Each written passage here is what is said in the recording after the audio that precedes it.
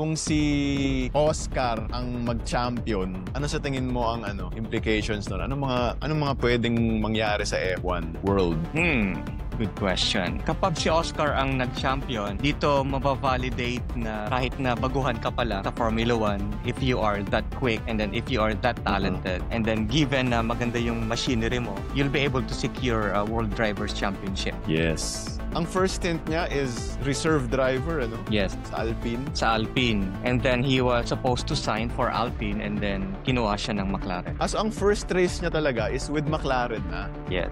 Ako sa tingin ko, pag nanalo si Piastri, kahit papano siguro tataas ulit ang trust rating ng McLaren. Yes. Magtitiwala ulit ng konti yung mga tao sa McLaren. Medyo mawawala yung ingay ng favoritism ng McLaren kay Norris. Kasi kung manalo si Oscar, ibig sabihin, hindi naman nila pala pinipilit matalo si Oscar para to give way to Lando. So, tataas ulit yung credibility ng McLaren, which they already have. Credible naman talaga ang McLaren. Yeah, which will have the opposite effect kapag nanalo si Lando Norris.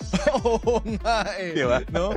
Wawa naman si Lando, no? Parang parang kulang yung palakpak pag si Lando ang nanalo ngayon. Ba't ako?